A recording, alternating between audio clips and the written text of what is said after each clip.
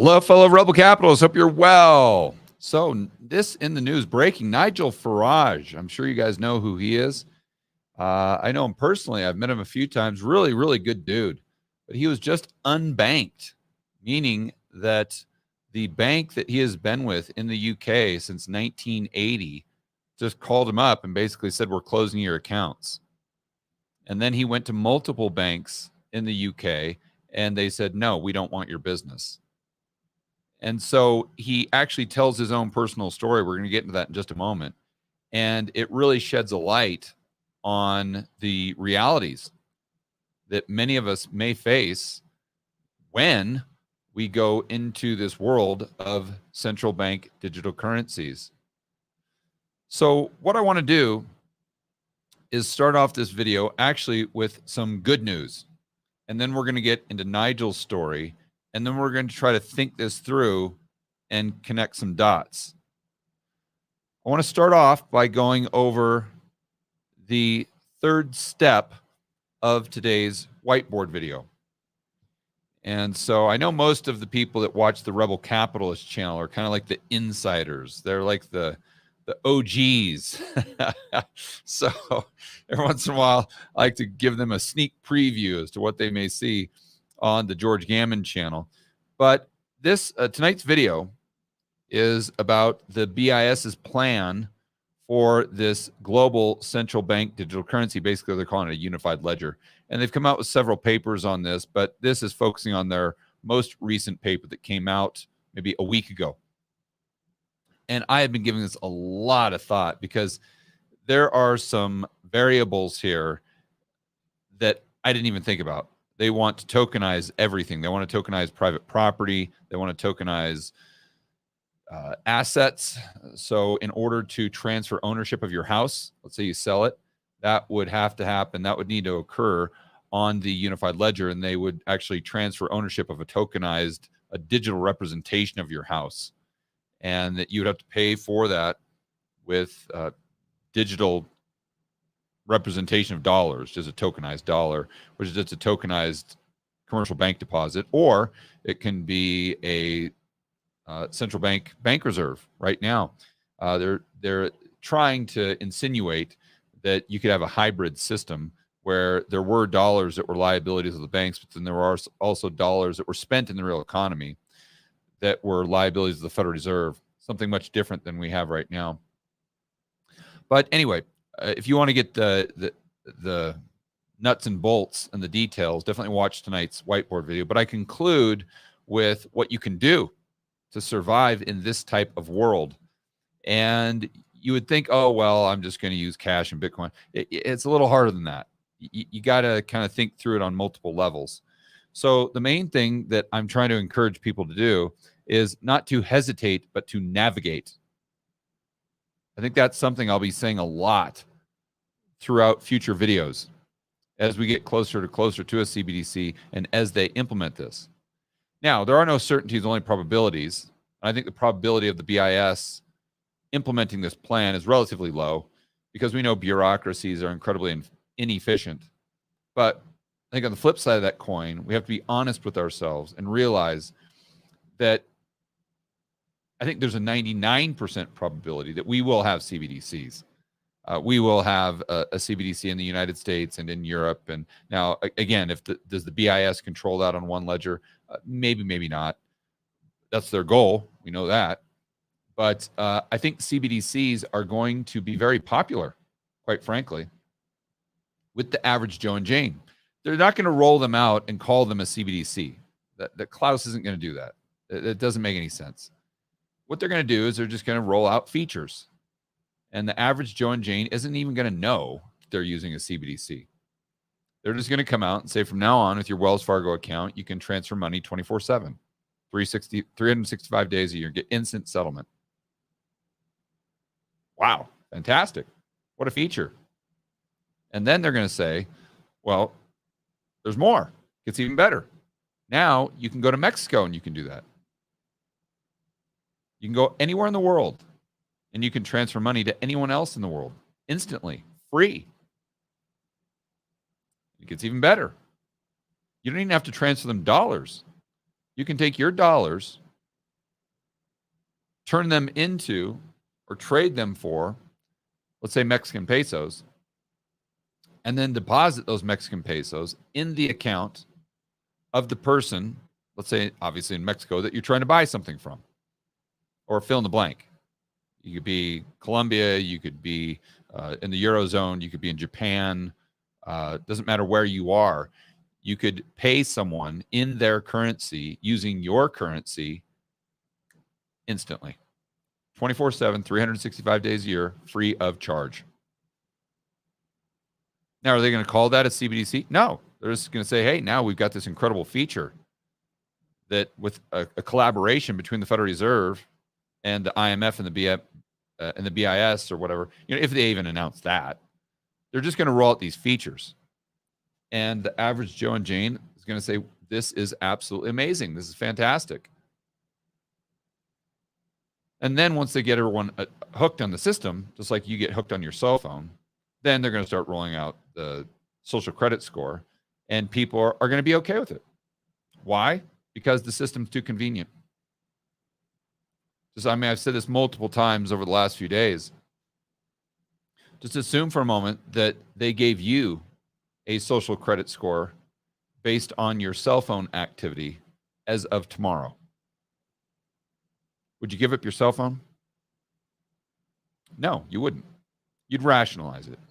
You'd sit there and say, oh, yeah, I know. I mean, I've heard all of George's videos, and it is true that I have been a strong, I've battled and I have been very vocal as far as my opposition to a social credit score and all these things. And I know it's disaster, and I know it's Orwell, and I know it's Big Brother, but yeah, not that bad. I'm not doing anything wrong. I know. I'm going to sit here and bitch and moan about a social credit score, but I don't know. I mean, what's going on Facebook?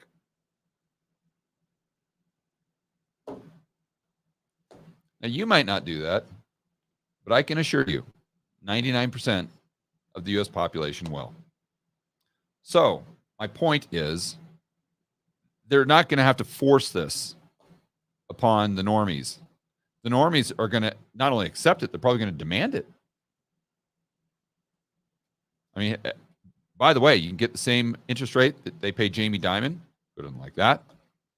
Don't have to worry about bank failures. Don't have to worry about taking a haircut on your deposits. What's not to like about that? See, there's got to be realistic about the opponent, for heaven's sakes. So anyway, getting back to how you navigate this. This square represents the unified ledger. I'm just calling it Klausville. To me, it's kind of like a video game. Remember that Farmville video game? It's kind of like that. So what they do is they tokenize all these assets, to say dollars, houses, cars. The settlement process often involves these smart contracts. So this is the ecosystem. All right. So what our objective is to try to transact as much as possible outside of that ecosystem. Now, I don't think you're going to be able to, as far as your job, for most people watching this video, you're going to have to live within that ecosystem. You're going to have a bank account within that ecosystem. You're going to have to get paid within that ecosystem. And we'll get into this with Nigel Farage, because now he's at a point where, what do? Let's say you get your paycheck from your employer.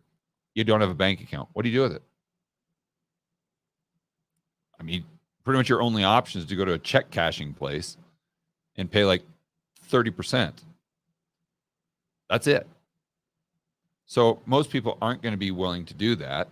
And therefore, they're going to have a bank account in Klausville. It is what it is. So then what you do is you can take those tokenized dollars, and you can, once you earn them, you can buy let's call it a store of value, whichever you prefer, Bitcoin, silver, gold. I would probably myself do gold, because it's a lot easier to turn into dollars. And now, if they're going to let you turn in your tokenized dollars for actually green pieces of paper, that would be fantastic. But I highly doubt they're going to allow you to do that. So you take your Bitcoin gold, and then you use that as kind of your savings. And then when you need to transact, you go ahead and turn some of that into the green pieces of paper. and that's what you use to pay for as many goods and services as you possibly can. Obviously, you're not going to be able to, especially if you live in the United States or in a developed country, you're not going to be able to pay for all the goods and services in cash. It's just not going to happen, right? I mean, I was just in Florida for Rebel Capitalist Live, and there's no way I could have. In fact, I was joking with Josh that I could have a pocket full of like $20,000 right now, and I don't think I could survive like 3 hours. Like, how would you get food? You say, oh, you go to the grocery. Okay, fine, but most places don't take cash. How are you going to get a hotel room? You know, you could have $1 million in your back pocket, yet you'd be broke because you couldn't buy anything because so few people take cash, right? So we're going to get into jurisdictions in just a moment. But this would be the ideal. Now, you say, George, they're going to ban cash. Oh, I agree. They'll probably try to do that. But let's think about that in a moment. So first and foremost, the bad news is it's coming, a CBDC in one form or the other. Good news is the central planners are incredibly incompetent. So, how long it takes them to roll this out, I don't know. On one hand, they are incompetent. But on the other hand, they did implement the central banks. They were able to pull that one off. So why I say don't hesitate, navigate, is because it's not healthy, or it's not productive to be completely paralyzed with fear. This has to be on your radar. You got to be concerned about this, but you can't be so paralyzed where you hesitate to take action. That's my point in this kind of little slogan here. So how do you navigate? Okay, so we earn dollars, we turn them into Bitcoin Gold, take those gold, Bitcoin, turn that into dollar. That's what you use as much as possible to transact. And of course, there are risks. First and foremost, if I'm Klaus, I'm going to put in a point of sale system to where you have to be identified before you buy anything. And then it doesn't matter what you use. And then QR code, I would also, even if I do allow cash, then I would take all the cash that's in circulation. I would put new cash out there with a QR code. So you got to scan that. Same thing. They still know who's spending the money when you spend it, unless you're doing it with someone that that is okay circumnavigating the system. But again, most of the normies aren't going to be willing to do that. You say, George, the privacy and blah blah blah. Yeah, the normies don't care about that. They just don't. I mean, think about it. You got 50% of the population who were in favor of lockdowns, or in favor of medicine mandates. I think those people are going to be they're in favor of having to show your papers anywhere you go in New York just to go into a restaurant. You think those people are going to be opposed to a CBDC because of privacy? Come on now. Absolutely not. So if this happens, and if they try to ban this, then it's going to be extremely important about jurisdiction. So I think that CBDC is coming. I think a social score is also absolutely coming. We will have that. But based on your jurisdiction, does it matter? And the example I used today in the whiteboard video was very similar to the cerveza sickness, where a lot of employers and the government itself made it mandatory for their employees to, let's say, get the jab. But in some states, that didn't matter if you had it. So if you had it or if you didn't, it wouldn't impact your ability to go to a restaurant in Texas. They don't care. They don't ask you for your papers. But if you go to New York, they're definitely going to ask you for your papers. So you see, I think that everyone will have, Klaus will give everyone a social score. Obviously, I'm using him a proxy for central planners and authoritarians. But I don't think, based on the jurisdiction, it just won't even matter. It's like, everyone has a social security number. Does it matter? Not really, because I don't really use it. Now, if you move to a state or a city where every single time you went to a restaurant, they asked you for your social security card or your social security number, then yeah, it would matter. But I don't think that's going to be all jurisdictions, not just within the United States, but I think outside of the United States as well. So some more good news here. I want to encourage everyone to go to a site called Cash Matters. I think it's cashmatters.org, and they have a Twitter. You can see this on the whiteboard. And they're just really trying to encourage people to use cash. I don't know if they're really in the libertarian space, or I don't know if they talk about CBDCs, but they're definitely, whether it's inadvertently or not, they're fighting the good fight. And they point out that North Carolina is proposing a law where every single business would have to accept green pieces of paper. You have to accept cash. You don't have a choice. So you go to Topgolf and they've got to take your cash, even though they want you to download the stupid app just to tell you when to go to your little golf cubicle or whatever it is, right? You guys get what I'm saying. And then some more good news here is emerging markets, although I believe they will have CBDCs, it's going to take a lot longer. And if they ban cash, it's going to take a very long time to do that in places like Romania, places like Morocco, here in Colombia. I did some research the other day that shows that Romania, 78% of the transactions are still settled in cash. Now, I don't know if you want to go there based on what's happened to Andrew Tate, but that's a completely separate topic, right? But places like Morocco, I think it was like 65%, something like that. That would be tough to ban cash there. Doable, but are you going to be able to do that in the next 5 years? Not likely. And those places are going to be far harder to implement some sort of point of sale software or a QR code on the cash itself. So this is how I am personally thinking about navigating a world with CBDCs in my own life. And so I think hopefully this will provide some value for some of you. Now, is this a panacea? Absolutely not. Absolutely not. So now that takes us right into the story about Nigel Farage. And to be very, very clear, even though I went over this in a whiteboard today that you guys will see, and even though I just went over it, I still need to think this through. This is not complete yet. I want to make sure that you guys understand that. This is a work in progress. As they come out with more and more and more of these features, and I see more and more variables, I'm going to see more and more problems that come about that this navigation system has not taken into account. And it's going to have to be tweaked. It's going to have to be constantly tweaked. So this is just something that we need to keep on our radar and keep and the way that we navigate the system will need to evolve. So life in the UK becoming completely unlivable, says Nigel, being systematically unbanked. Now, I know for a lot of you that just watch this, you say, oh, George, you're just such an idiot. Why are you such a moron? Why are you such a fiat maximalist? Don't you know that just buy Bitcoin? All you got to do, just buy Bitcoin. I wish it was that easy. I do. But as we go through this story of Nigel Farage, just think about that. What if Nigel had Bitcoin right now? That would be great. You know, he'd definitely have purchasing power outside of the system. But he doesn't have a bank account. So how does that work? I guess he could go down to the Bitcoin ATM. He's going to take a massive haircut on that to get the cash he needs. But then even if he gets cash, physical pay, you can't pay for every, especially in the UK. I mean, how do you do that?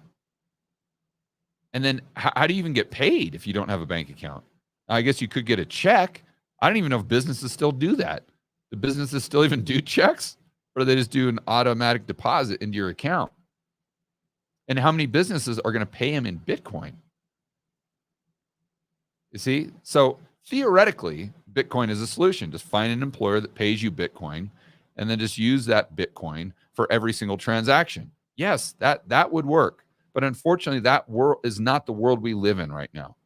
And we probably won't, even if we do see that world, probably won't happen for at least a decade, if not more. And my base case is that even if that does come to fruition, we get a CBDC way before we get the volatility down in Bitcoin to where that might be realistic in some areas.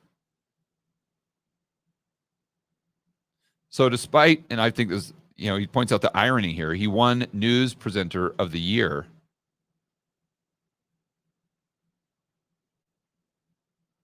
Let's get down to his personal story.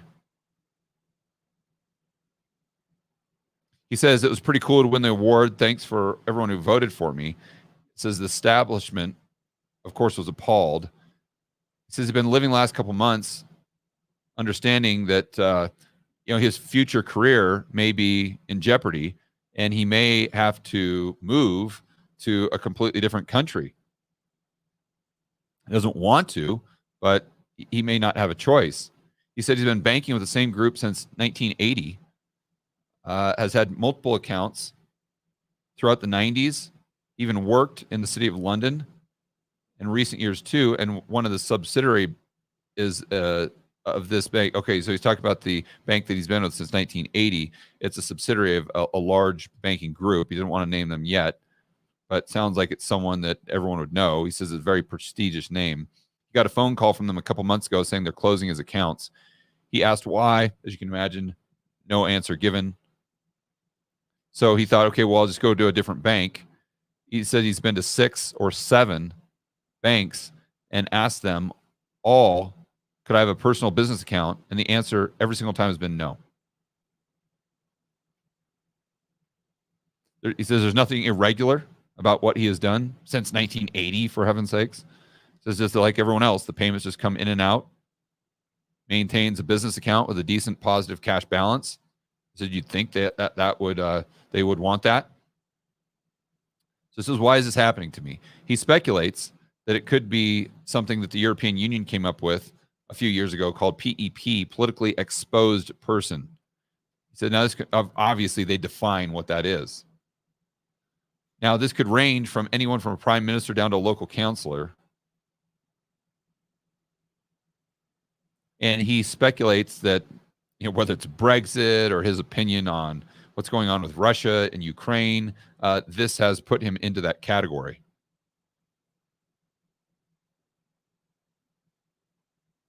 And he says the banks see themselves as these big corporate structures that are integrated into the government. I mean, it's just basic fascism economics, which is what we have with a lot of the banking system within the United States and within Europe. And therefore, if they get a call from Klaus saying, hey, we're done with this Nigel guy, they're pretty much all going to be complicit. So he goes on to talk about maybe some other reasons why this could be happening. But he says, this is the key here. I'm quoting him. But think about it. Without a bank account, you effectively become a non-person. You don't actually exist. It's like the worst regimes of the mid-20th century, Russia or Germany. You literally become a non-person. And you don't anymore, you did in the past, but you don't anymore actually have the right to be entitled to a bank account.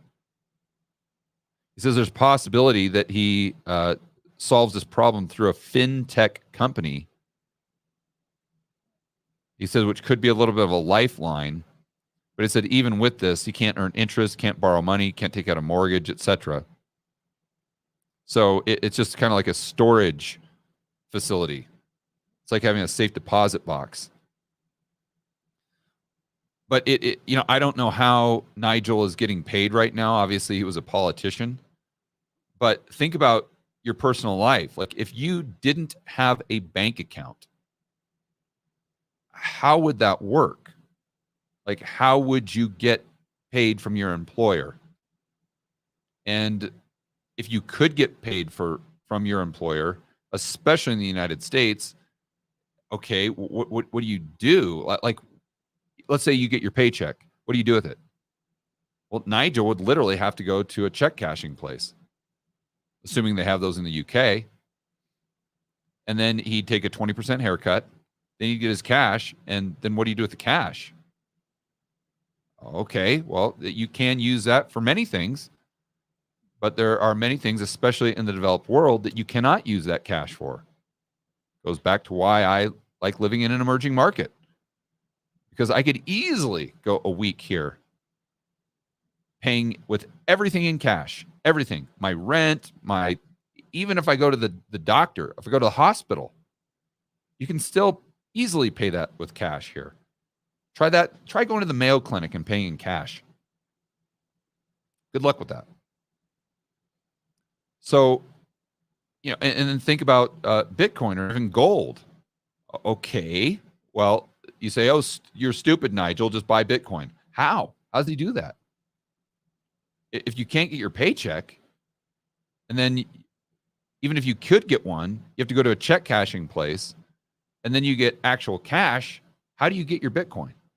Now, I get it. You could find like a peer-to-peer Bitcoin cafe or something like that, where you go up there with $10,000 and you give it to the guy, and then he takes $10,000 worth of his Bitcoin and gives it to you. But I mean, is that realistic for the majority of people? And to do that every single time that you get your paycheck? So then I start to think about this, and I'm like, wait a minute here. Even if we go back to this solution, it still requires you to have a bank account. And if, let's just assume for a moment, you're in a jurisdiction where they are not using your social score.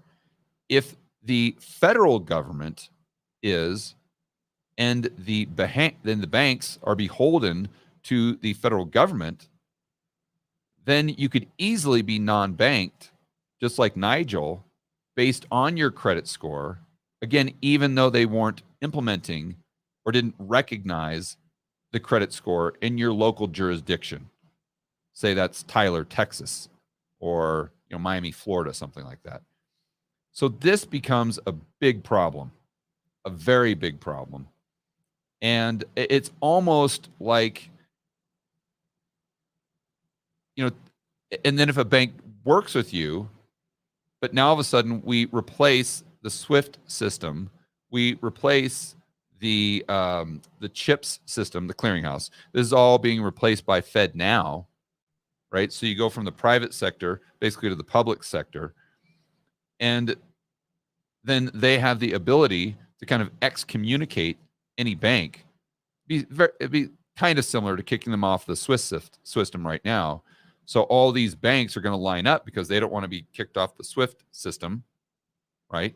And in the future, all these banks are going to line up, even if they're in Texas or Florida, because they don't want to be kicked out of the unified ledger. They don't want to be kicked out of the... So it basically takes all of that leverage, and they're able to implement it, not just at a global scale, but now they're able to implement it at a state level with state banks, because they have to be plugged into that network in order to survive. So even if you go down to your local credit union and they've known you for 40 years, and if you get in on the wrong side of Klaus in your social score, even though that doesn't impact you in any other area where you live, it could impact your ability to get an account with that bank that you've known for 40 years. Even if you've done nothing wrong in their eyes, they just can't afford to take the risk, because then they get kicked out of what effectively is the current SWIFT system. And I'm bringing this up just to further illustrate how this is a moving target. And we need to be like hyper vigilant on what's going on here. This is a very, very basic, crude, overall, not even a plan, but just ideas as to how you may navigate, but it is far from complete.